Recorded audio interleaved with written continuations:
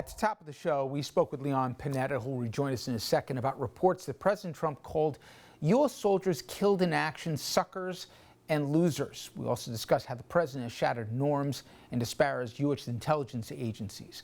I should mention, by the way, that we're going to show you what a dignified transfer is and what it looks like. We went to Dover Air Force Base. It is one of the most humbling moments you can imagine here, given the ultimate sacrifice of our young men and women fighting for this country. But that coming up later in the program. Let's first, though, bring back Secretary Panetta for more, including his take on both the upcoming election and whether or not the president will create chaos and confusion come November 3rd. No one, I think, can minimize the stakes in November. I thought it was pretty interesting what Miles Taylor, who was in the Trump administration in the Department of Homeland Security, this is what he said he feared a second term of the Trump administration could look like. There are people serving very close to the president that have told me verbatim, we should expect, quote, shock and awe if the president wins a second term. You will see a flurry of executive orders. You will see the president pull out of foreign alliances. You will see the president align with dictators around the world. What concerns you most if Trump does get 4 more years, what he could do to further change the world order? Look, I think one thing we've learned over the last 4 years is that our democracy is very fragile. You know, yes, we've existed for over 200 years. And yes, we have a system of checks and balances. And yes, we have a constitution. But I think what we've seen in this president and his behavior is how fragile our democracy is. And if we give this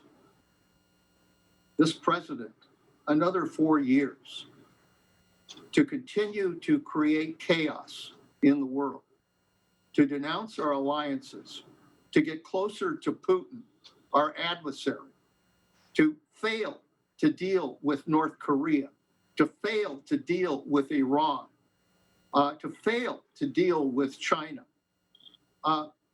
If we allow him a free rein to be able to implement his worst intuition and create the hates and fears and division that we've seen over these last 4 years, for him to continue to do that, then I fear for the survival of our democracy. And that brings me to the question which, like you, I didn't misread Trump, but I misread the guardrails that I thought would prevent him from his worst instincts. I thought between the courts and more specifically the Republican Party, there'd be lines they wouldn't let him cross, and I've been very wrong.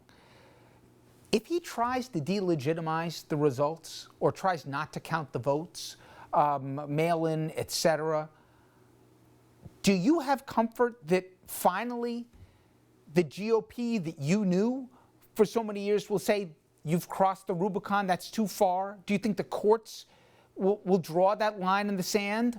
Or have you said, whatever happens in November, you know, that's it? And even if he tries to steal it, don't wait for the cavalry to come. Where are you right now? Because you know the institutions of government, but I think, like me, you've expected there's more, I don't know, barriers than, at least to this point, we've seen.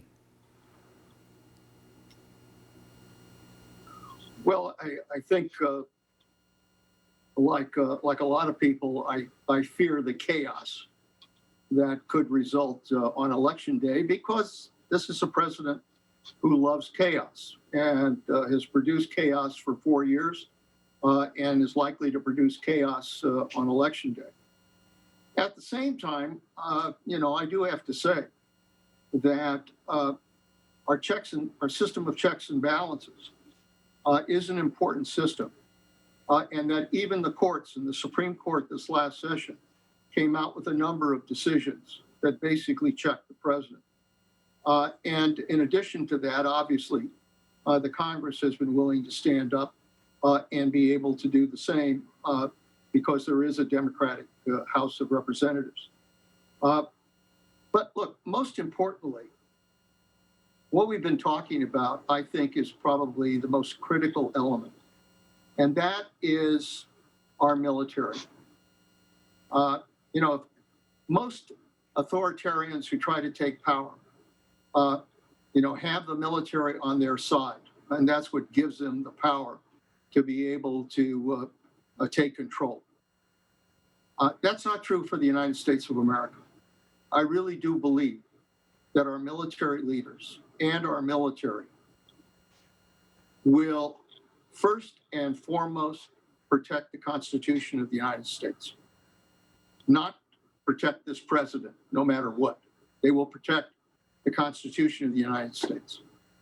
And I also think that in the end, that there are those conservatives, Republicans, who understand that the fate of our country depends on our constitutional system of allowing the people of this country to freely and fairly elect who they want for president of the United States. And I have to believe that they too are going to step up. But most importantly, I really think the American people, if they see that this election is clear, if they see that we have elected a new president of the United States, I think the American people themselves will stand up and say to this president, it's time for you to go. Well, I sure hope you're right. And I want to thank you for joining us today, and also thank you for service as well. Leon Panetta, I appreciate it. Thank you, Richard.